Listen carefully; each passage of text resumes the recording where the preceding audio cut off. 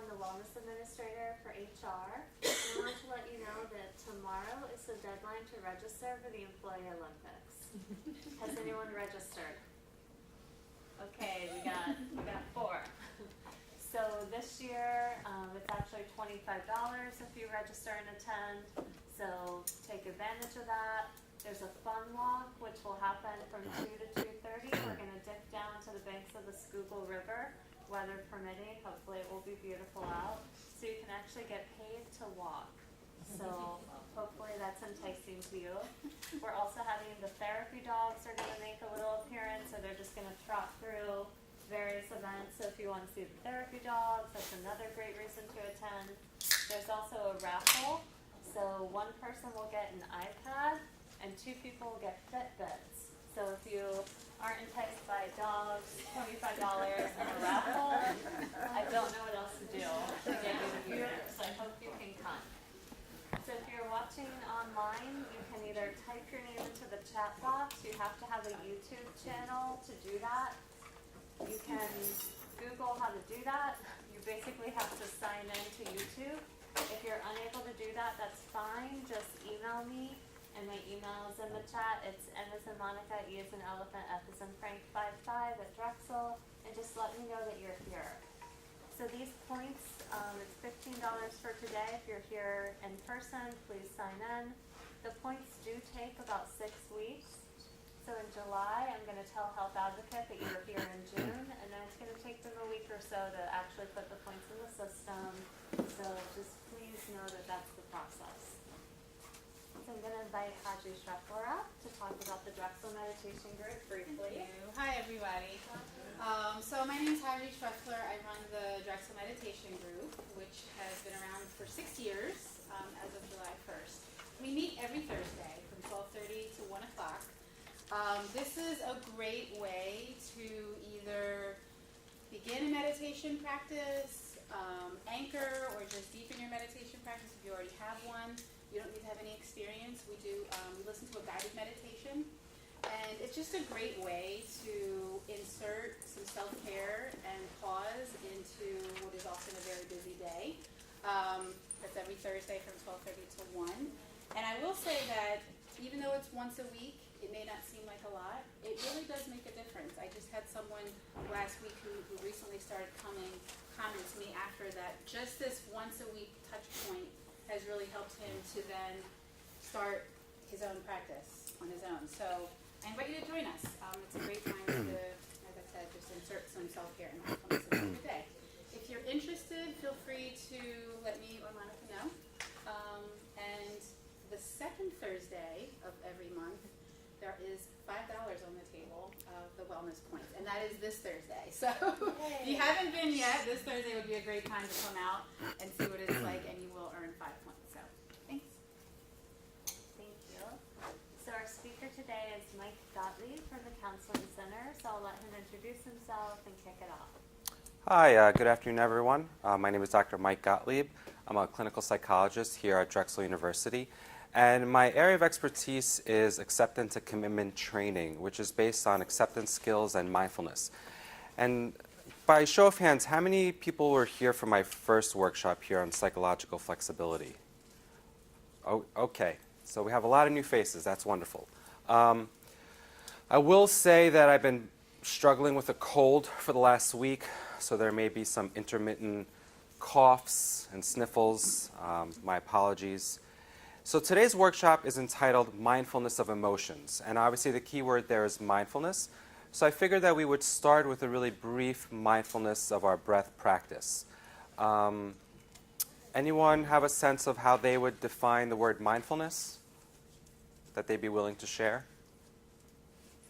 Yes? Just kind of being aware of where you are in the present moment and just being aware in the present moment. Yeah. Being aware of what's happening in the present moment, so that can include kind of the outside world as well as the inside world. Excellent. Anyone else?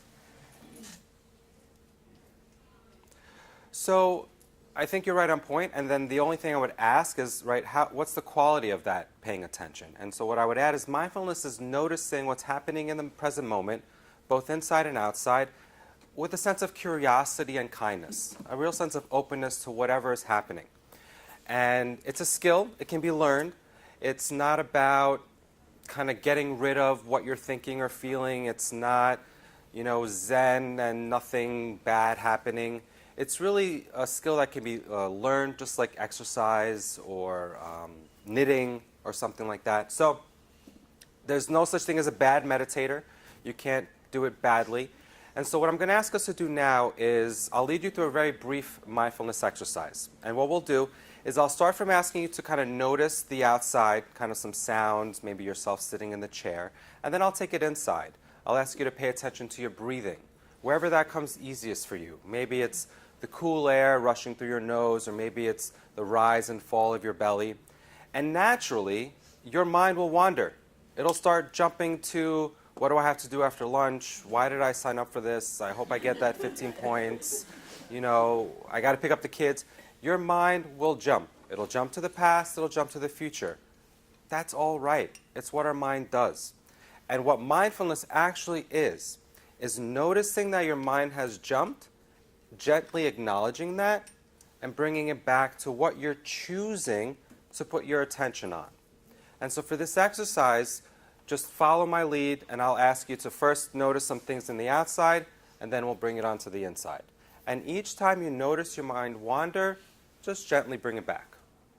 Sound cool? All right. So everyone here is sitting. If you're watching in your office, just hopefully take a seat in your chair, office chair.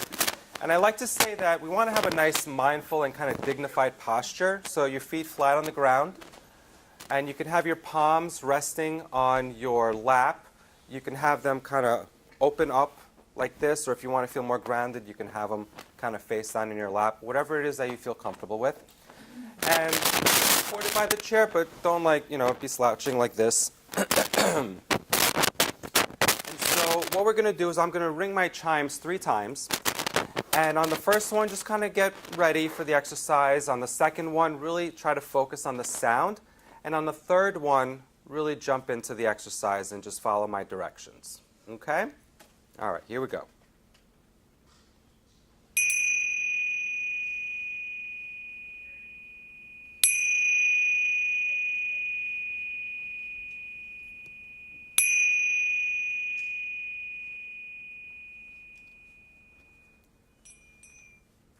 Now start by first just noticing yourself sitting in the chair, noticing your feet on the ground, noticing your back making contact with the chair. Notice your hands resting in your lap and the clothing on your body. Notice any sounds that you might hear in the room, any smells. Notice anything you might taste in your mouth, might even see, even though your eyes are closed. And if at any point your mind tends to wander, that's all right. Just gently bring your attention back to noticing yourself sitting in the chair. And now I'd like you to slowly begin to shift your attention to noticing your breathing. Noticing the rise and fall of your breath, wherever it's easiest for you. Maybe it's the cool air entering your nostrils, or the rise and fall of your chest and belly, wherever you find it easiest. If helpful, you might even say to yourself, in and out. And naturally, your mind will wander, maybe to a thought, maybe a sensation in your body, and that's okay. Just gently acknowledge that you've wandered and bring your attention back to your breathing. You don't have to change anything about your breath. Your breath is always there.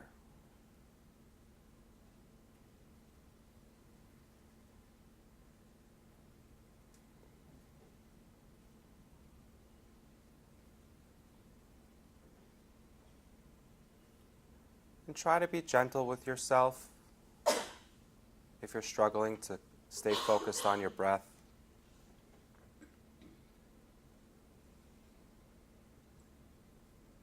See if you could bring a sense of curiosity and openness to whatever shows up, allowing it to be there, while bringing your attention back to your breathing.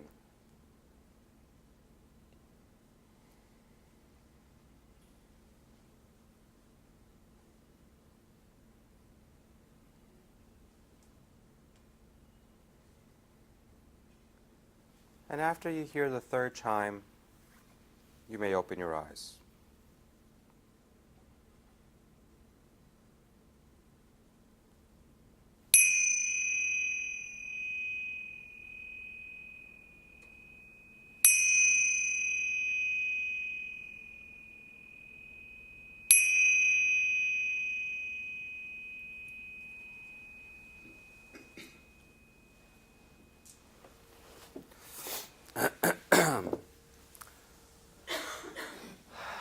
Anybody willing to share what they noticed while doing that?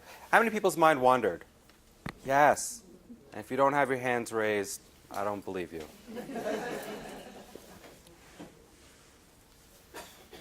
Anybody? Were folks able to sort of notice their mind wander and kind of bring it back to their breathing? That's the practice. It's not about clearing your mind. It's about noticing and bringing your attention back to where you want it to be. And so we're going to do another exercise later on in the workshop, but that's really at the core of what we're talking about, right? Mindfulness of emotions. So now we're going to make a little bit of a switch and talk about emotions. I'm going to give a little bit of psychoeducation about emotions, and we'll kind of make it collaborative and talkative. And eventually we'll get to this point of, well, what do we do when we have difficult emotions? You'll notice, hopefully, throughout this practice, I won't ever say good emotion, bad emotion, positive emotion, negative emotion. I don't look at things like that. Emotions are emotions. Some are more difficult to be mindful of and get some space from.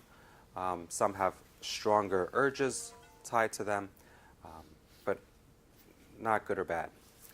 So, emotions. When I say that word, what comes up for you? Feelings. Happy, sad, angry, impatient. So you've got sort of the feelings, the questions, not the questions, the feelings, the labels.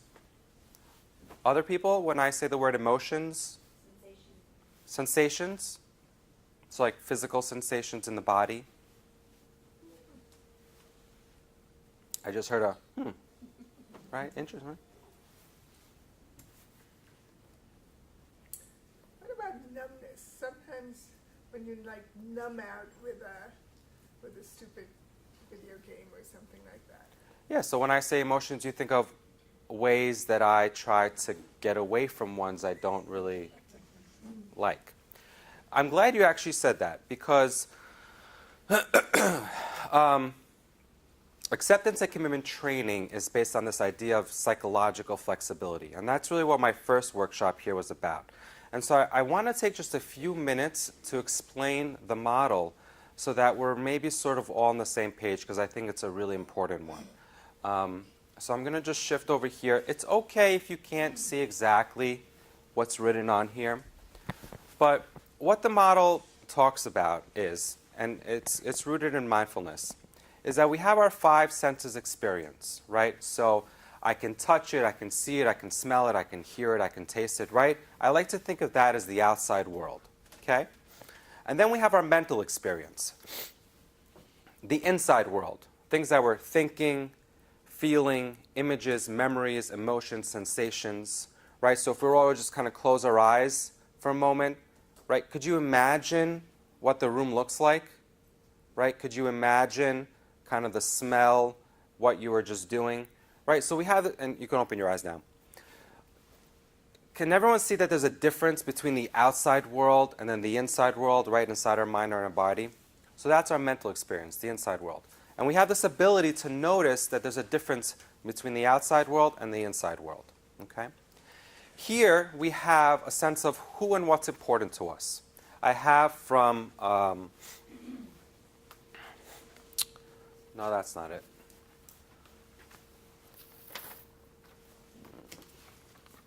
There was the one, oh, there, it's up there. This is from my first workshop, so this is from your fellow employees. We talked about who and what's important to them. Brothers, children, family, the Eagles, someone said, right, growth, financial security. So we have a sense of who and what's important to us. I like to think of that as our compass, our guide. And then on this other side, we have a whole set of difficult internal experiences that can get in the way of moving toward who and what's important, right? So what shows up on the inside that gets in the way of moving towards who and what's important?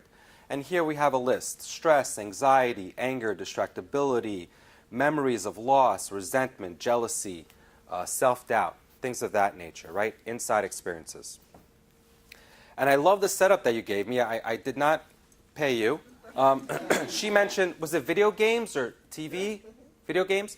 Right, here we have what are the ways that we try to get away from that discomfort? What are and up here we're in the outside world, so I could see you doing it.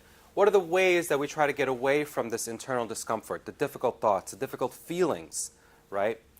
Sleep, shopping, eating, Netflix, gossiping, drinking, yelling, blaming others, overwork, right? So we have a whole list of ways that we try to get away from the discomfort. And that makes sense, right? Because in the short term, they offer us relief. That's what addiction is. It offers us immediate relief.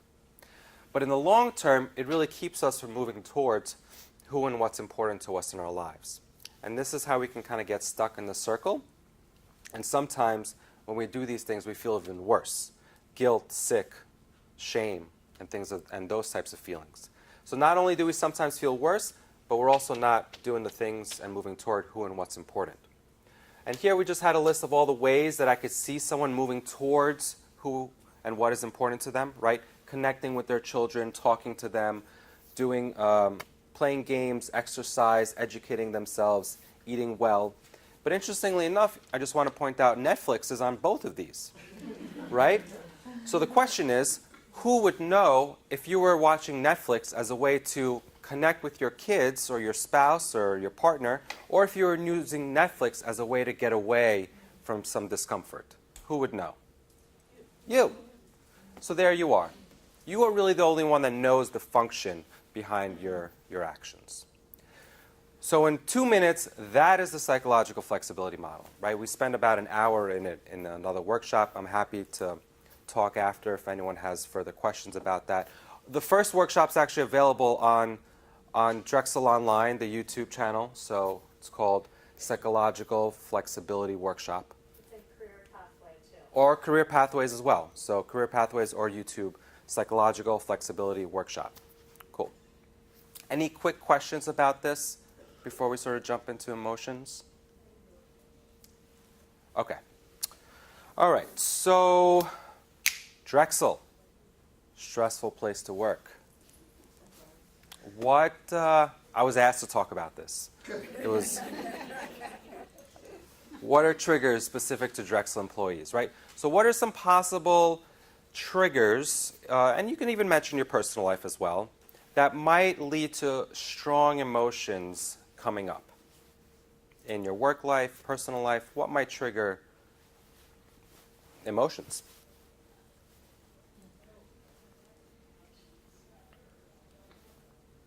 Yeah. I'll dive in with a tough one.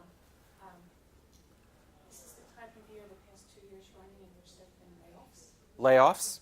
So the potential for layoffs, or even seeing one of your colleagues laid off, I could imagine that would bring up a lot of emotion, a lot of fear. I know it would for me. Others, what are some triggers in your life that can lead to emotions? Yeah. We have no merit increase for X amount of years in a row, so people have forgotten when they last got merit. Yeah. So I think that goes back to, right, sort of financial security. So Monica just said we haven't, for the online folks so they can hear the question, not getting a merit increase, not getting a raise. And so that can make you really start thinking about financial security and abilities like that. So financial stress can be a major trigger at work, in your personal life, right? The mortgage payments, the bills, those would all be stressors that could trigger difficult emotions. Other potential triggers? Yeah. I have a really, really irritating student. I'd like to kill her. Irritating students. Yes. Really, really irritating. Irritating students definitely can trigger feelings. Yes. Just, difficult workplace relationships. Relationships. Yeah. Just so relationships at work, relationships at home, relationships are a huge trigger for emotions. You had your hand up? Oh, there's graduation events going on this week, so we're going to be here late. My in-laws are coming tomorrow for the dance recital on Saturday. School ends on Friday. You know, there's just a lot of events and a lot of stressful things at home going on, and events, which some of the dance recital and graduation are very, very positive, but involves a lot of time and commitment. Absolutely, right? So work responsibilities outside of the normal kind of maybe 9 to 5, finding the balance, expectations from work. It's interesting when you said commencement's coming, I thought where my mind went was loss, right? I'm saying goodbye to students that I've been working with for a very long time, some of them. And so for me, this time of year represents the joy of seeing someone graduate and the loss of people that I had a real connection with. So the same event can bring up a lot of different emotions for different people, right? And I think that's an important thing to remember. Okay. Anyone have a sense of maybe for yourself or what maybe you've seen in others, how do you know if the emotions are getting too much, that it feels like they're really sort of taking over? Like maybe a warning sign for yourself that you know the emotions are there and they might be running the show. Yeah. For me, I'm like the freeze person. There's like fight, flight, freeze. I freeze. Yep. So when I get overwhelmed, I notice myself like kind of unable to concentrate, or like just not being fully present in the moment, or like I'm in a conversation with people and I don't really hear what they're saying because I'm just a little bit frozen in myself, because I just, like you're saying, all the emotions kind of take over. Yeah. When I'm not dealing with them. So I think you touched upon a lot of the different possible warning signs. So any of the warning signs can kind of go down here, right? And the acronym I use is TIMES, TIMES, thoughts, images, memories, emotions, sensations, TIMES. So any TIMES can be a trigger, can be a warning sign. And so I think what you're describing is that you're noticing you're really caught up in thinking a lot. You're not very present. And that's kind of a warning sign for you. Other folks? Yes? We have irritated more easily and less patient. Mm-hmm. So the online community said irritated easily and feeling less patient, right? So I think that's another, maybe even like a physical warning sign, kind of this feeling of irritation. Maybe you've noticed you're not as open to conversations with folks. You're more quick to snap at them. That can be a warning sign for you that emotions are high. Anyone else willing to share? Yeah. Snacking? Yes. So a warning sign for you is that you're snacking more than usual, I guess. Excellent. Yes. I was going to say, when not sleeping well, Mm-hmm. my mind just won't shut down. Yeah. It's like, write it down, get it out of there. Yeah, I think a to-do, I encourage people who really tend to think a lot before bed, I tell them, write it all down on a piece of paper, put it in the drawer, tell yourself, nothing I can do about it right now when I'm trying to fall asleep. But for you, it's noticing your mind's racing. Sometimes I'll have a morning where my mind is just going really quick, and I'm like, Michael, it's one of those days. Your mind's really got you hooked in. and it's taking you for a ride. And the way it also works for you is that it's hard to fall asleep. Yeah. Sometimes I can tell with my friends and family members by what they post on social media, kind of where they are emotionally in their heads right now. Yeah. So you can sort of see other people's warning signs through social media. Absolutely. Yeah. We also have illness and chronic health concerns coming up, lack of sleep, and not being able to take my mind off of something. So health issues, I think we got more about the thoughts, right? So you're really caught up in your head. You're like you're saying, you're not present with what's, like someone is talking to you face to face and you're thinking about something else, or you're trying to do your work and your mind is not there. And then physical health issues, right? So, you know, when I get nervous, my stomach is kind of churning. So that's a piece. Or I get like a pinched kind of nerve in the back of my shoulder blade. I know that's a sign of maybe some increased emotions or something like anxiety. Excellent. Thank you so much for all the participation. I really appreciate it. I'm so excited that you're all here. Did I say that? I'm just feeling very grateful. Okay. So I'd like to move on to this model in a moment. And it's okay if you can't see all the letters and words. It's not as important. I'll kind of explain it. But I have a question. Has anyone here ever said, in relation to an emotion, I can't stand it? Has anyone ever felt something? Absolutely? Yeah, I see head shaking. I can't stand it. Anyone have a sense of what the it is? When you say, I can't stand it, what is the it? I'll give you a hint. Someone said what it is at some point in our conversation together. I'm not saying this is the answer all the time, but a lot of time. Yeah. It's just like the constant real estate it takes up in my head and in my body. Say more about in your body.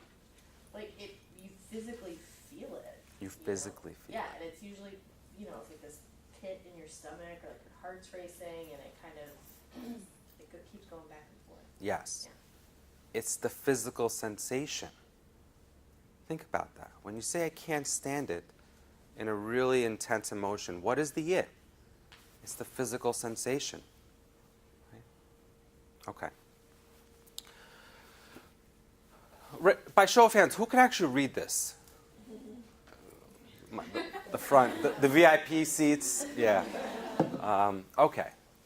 So I will have Monica send a file of this afterwards. But what this is just a model for describing emotions. And I'll talk about it. I just want you guys to all have a concept of it because it really gives this important point of where can we intervene? What do we have control over and what do we not have control over? So first off, pre-existing vulnerability factors. If I don't get a good night's sleep, I'm a lot more vulnerable. If I just finished a really difficult conversation with a student, a coworker, a family member, I'm a lot more vulnerable. If I'm hangry, I'm a lot more vulnerable, right? So there's these pre-existing vulnerability factors, and it can be present or it can be from our past, right? Past relationships, past experiences. So we have to sort of be aware of that. And we can address those things. Like if it's sleep, if it's exercise and meditation, that's something we can address, right? Maybe taking our medication. Some folks aren't always compliant with some of the medication that they take. So something happens, a prompting event. You see your colleague walk by and they don't acknowledge you. And you make an interpretation of that. I thought she was saying something. Right, so the interpretation can be like, they don't like me. Or, oh, they must be in a rush and going somewhere. So depending on your interpretation of the event, that can lead to a trigger of the emotion. And that can kind of set things in place. So your thoughts, your beliefs about a certain event, the events can also be internal, so I don't want to complicate things too much. But that's part of the equation. It's our interpretation of what's happening that impacts the emotions. So you have the interpretation, and then what happens is a biological process. This is the part where we really don't have control over. So when anxiety starts, there's brain changes going on. There's different neural firings happening. You were mentioned you got the fight, flight, freeze response. There are chemical changes happening. Our nervous system is changing. Our internal body changes that can affect our muscles. Our autonomic system, firing of blood vessels, our heart rate changes, our temperature changes, right? These are all internal biological processes that we don't have much control over. Body sensations. That's the feelings that we've been talking about. You start to experience something usually in the body. And the other thing that shows up, and we're going to talk about it after the exercise, is an action urge. Every emotion has an action urge. Okay? Just to give you a quick taste, what do you think is the action urge for anger? Yell, hit, right? Fight, hit, yell, right? So every emotion biologically has an action urge. Keyword urge, okay? So this is the part of an emotion, the biological changes, the nervous system changes, some of the initial body sensations, and the action urge that we don't have control over. I think that's very important to remember. What do we do have control over and what we don't? The other side is the expression of the emotion.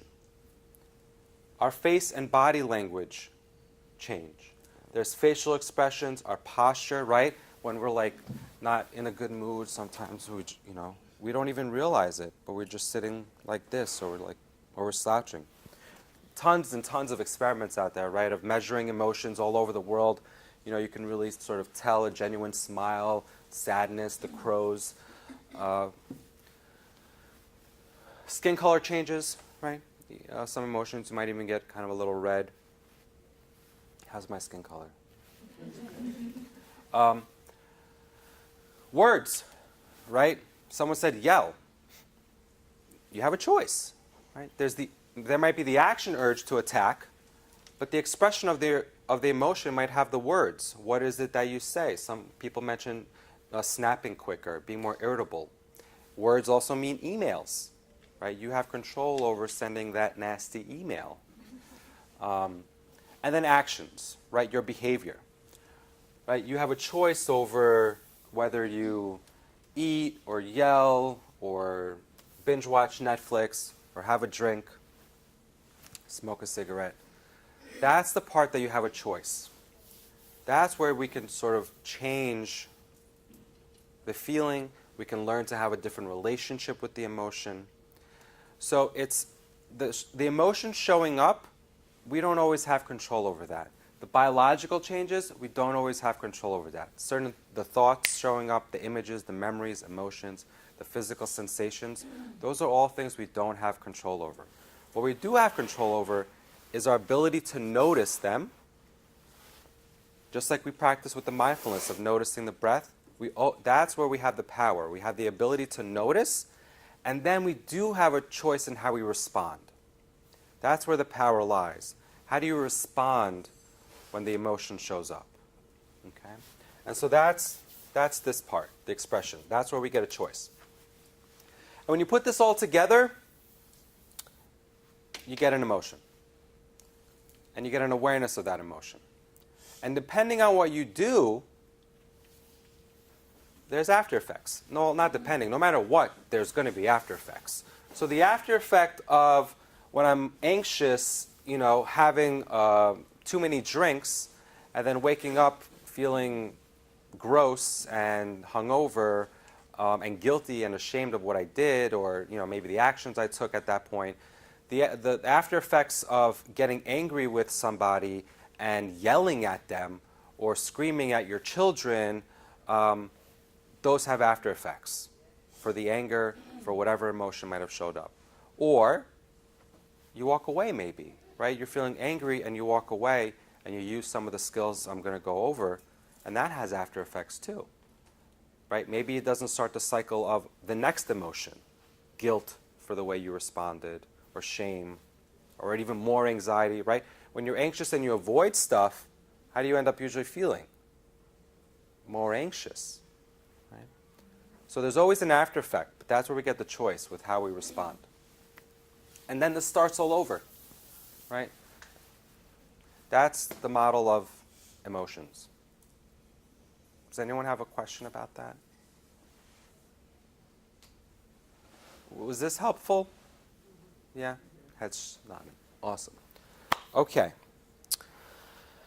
So, let's see. How are we doing with time? Good. I think it's time to do our next and final mindfulness exercise. So, I think this is a tough one. I'm going to be honest with you all. I think it's a tough exercise, but I hope you're willing to give it a shot. If at any point you feel like this exercise is too much, stop, open your eyes, try to ground yourself, notice your 5 senses, look around the room, you're safe, you're okay. Okay? What I'm going to ask you all to do is to pick an emotion. If you really don't want to pick an emotion, you can pick a thought. But it's something that you're struggling with. A feeling you're struggling with, maybe a thought you're struggling with, a situation. Let's not pick 10 out of 10, right? Let's pick maybe like a 5 out of 10, something you want to work on. And I'm going to lead you through an exercise where it's part imagery, part mindfulness, where eventually, first we'll sit with it for a moment, and then I'm going to ask you to turn it into an object inside. You're going to try to find it in your body. I'm going to ask you a lot of questions about it, its shape, its color, etc. We'll use our breath to work with it. So it's part imagery, part mindfulness. And it's tough because I'm asking you to focus on something that's difficult for you. And once again, let's pick like a 5 out of 10 in the difficulty level. And if at any point it feels like it's too much, just stop, open your eyes. Does that sound fair to everyone? And naturally, just like our first exercise, your mind will wander. You will lose it, go somewhere else. As soon as you just have noticed that you've lost it, just try to bring it back to the exercise. All right? Okay. And once again, we'll start with 3 chimes and we'll end with 3 chimes. Okay. So everybody get in your mindfulness position. Nice dignified posture, feet flat on the ground. Nice soft gaze. If you feel comfortable, close your eyes. If you don't feel comfortable, for me, imagery is a little easier to do with eyes closed, but if you don't feel comfortable, you can have a nice soft gaze downward. Just pick a spot. And I'll begin the practice similarly to how we started the first one on the 3rd chime.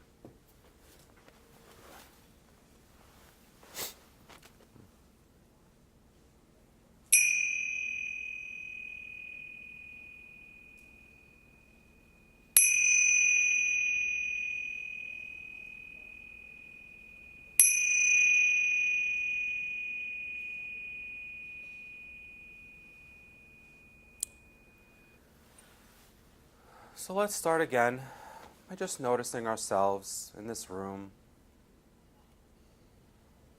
Noticing any sounds that we might hear. Noticing our feet on the ground. Notice our clothing on our body. And our hands resting in our laps.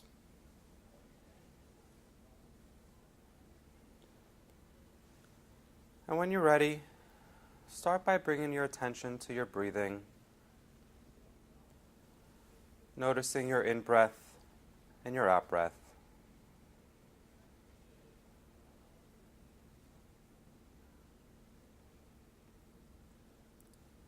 If your mind wanders off, that's all right. Just gently bring it back to noticing your breathing.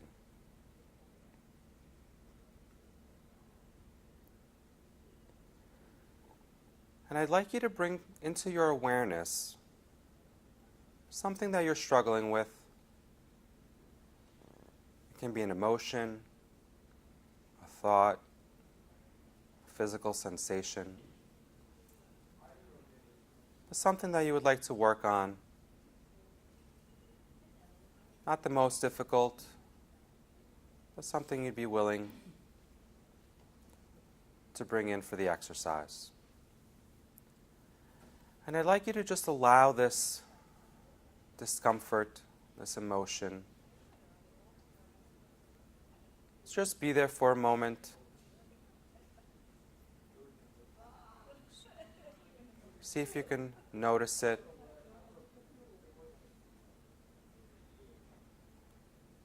No need to do anything about it. See if you can bring this sense of curiosity and kindness to this difficulty and struggle for you. And I'd like you to take this feeling or difficult internal experience, and I want you to imagine it as an object inside your body. See if you can locate where it would reside. Can you imagine its shape? Give it a shape. What color it is. The size of it.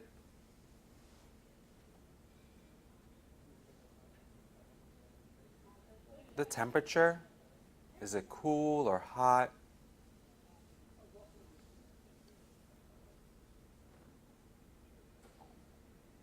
What's the texture? Is it smooth or rough?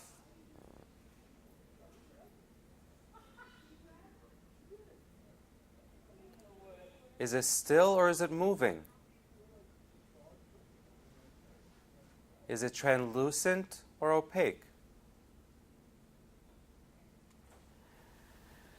And see if you can notice the part of the object that ends and the part of your body. See if you can notice where your body begins and the object ends. Just noticing it.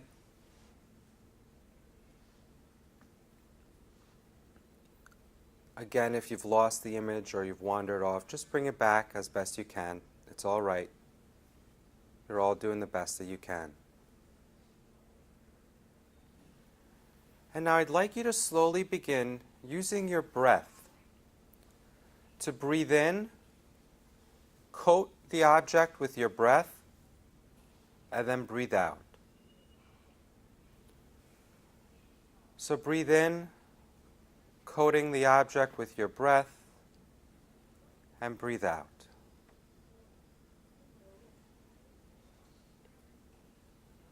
Just paying attention and keep doing that. Breathing in, coating the object, and breathing out. And I'd like you to ask yourselves, is this something that I'm willing to make space for? Is this something that I have to fight with?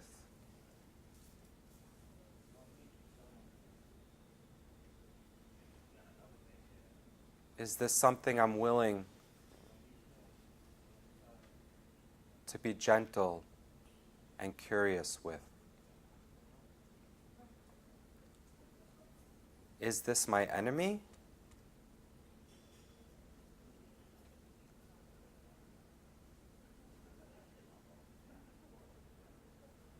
Or am I willing to make space for it in the service of moving towards who and what's important in living a meaningful and vital life? Is it something I have to get rid of?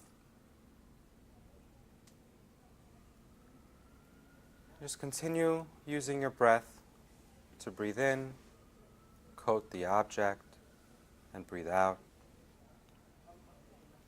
Be curious if the object has changed at all. It's okay if it hasn't.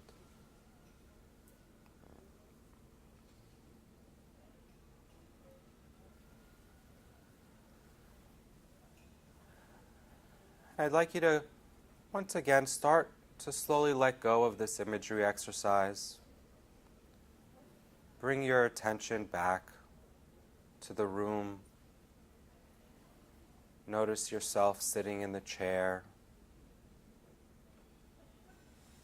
Notice any sounds that you might hear in the room. Noticing your feet on the ground.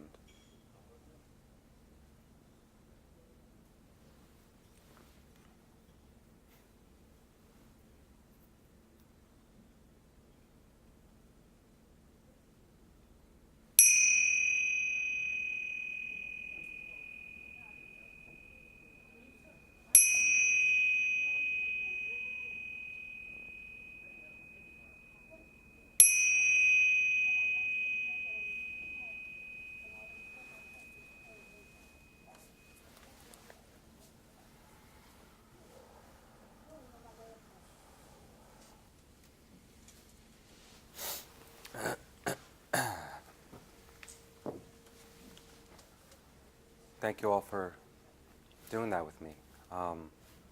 Would anybody be willing to share what they noticed? What was it like to turn an emotion into an object? Did the object change at all?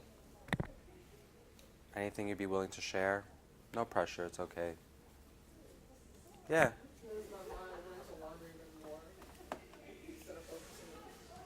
Yeah. That's very natural. I think that's okay.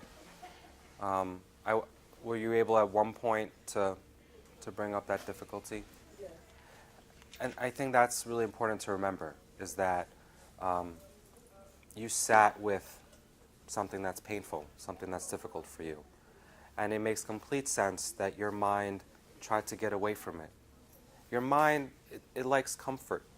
You know, it likes, it wants to try to protect you. And so it makes sense when difficult internal experiences show up, the first thing it wants to do is kind of move away. And that's why we say, just because you're in the present moment doesn't always feel good, right?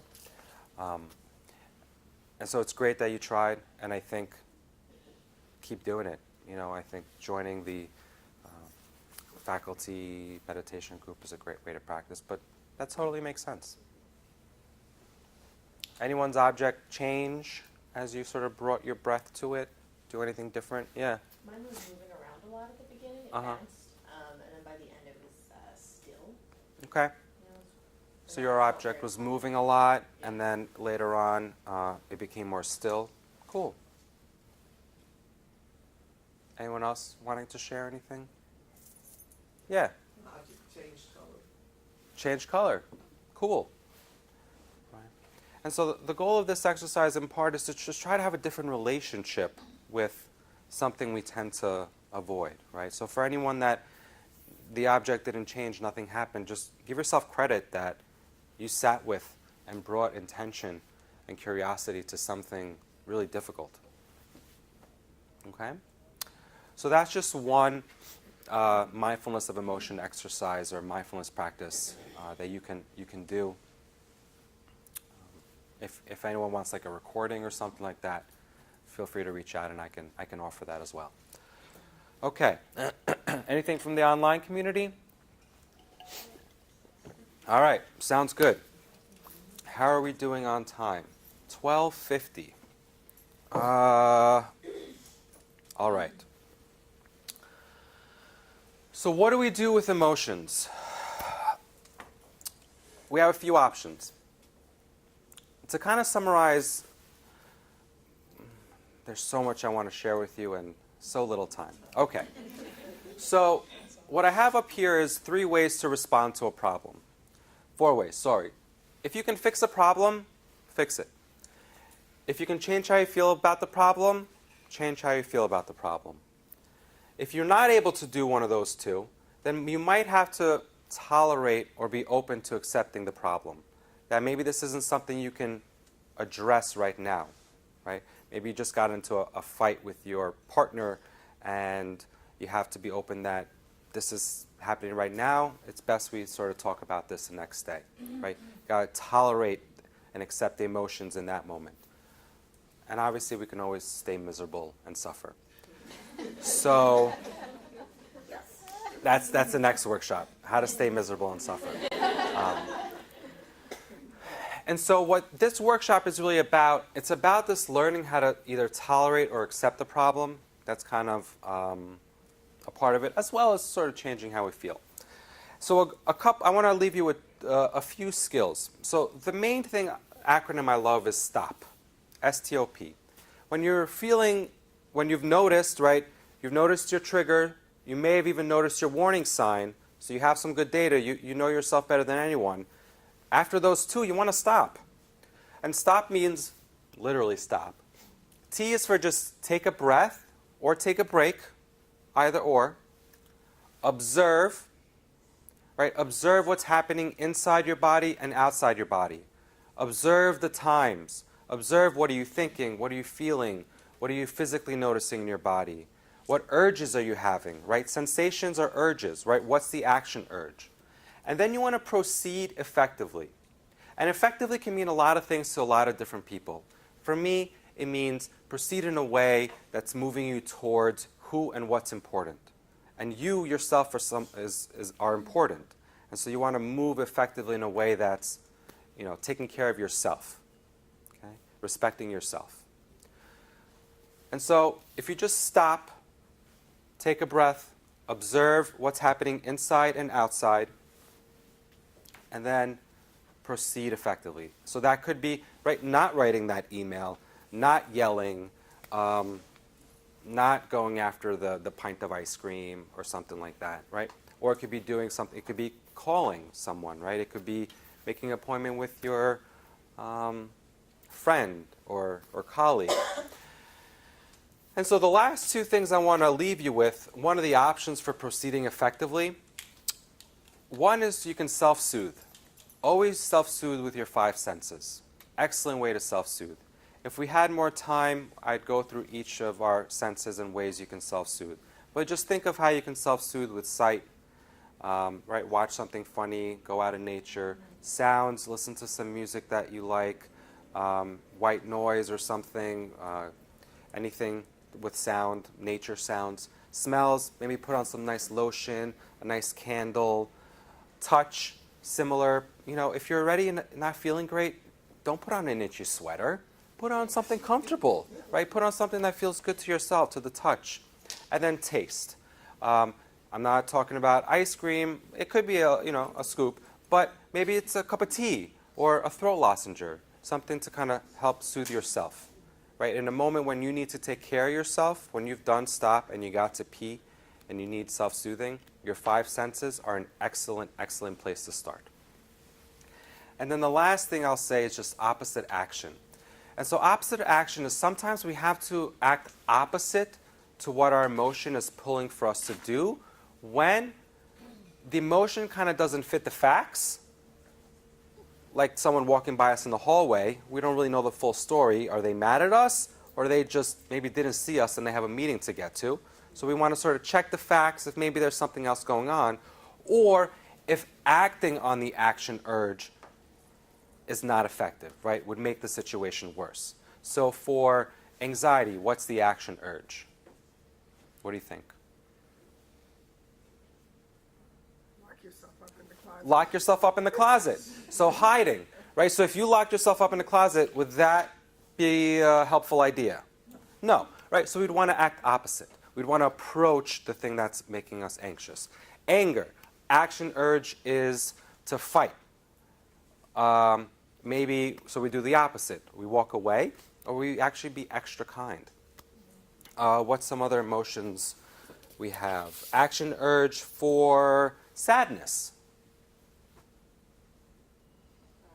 What? Crying, maybe isolating, withdrawing from people, right? So the opposite action to that would be reaching out to people, right? Not isolating yourself. Things of that nature. Shame. Shame similarly asks us to hide, avoid, guilt, similar, right? We'd want to approach that. But once again, this is only for situations where you've checked the facts and something isn't adding up, or acting on the action urge would actually make the situation worse. So that's when you want to think about acting opposite to the urge of the emotion. That's all I got. Monica, do we have a few minutes of questions? Sure. If anyone has a question. I have a very simple one. Yeah. Can you just tell me what the times thing stands for Yes. again? Thoughts, images, memories, emotions, and sensations. And as part of a sensation, I would add an urge, right? Because I think my urge for midnight ice cream is physical. Not that I'm ever awake at midnight. Who am I kidding? Was this helpful? Was this great? I'm glad. Thank you so much for having me. I hope to be here again. And if anyone has any questions, feel free to stay, ask, email me. Thank you. It's been a pleasure.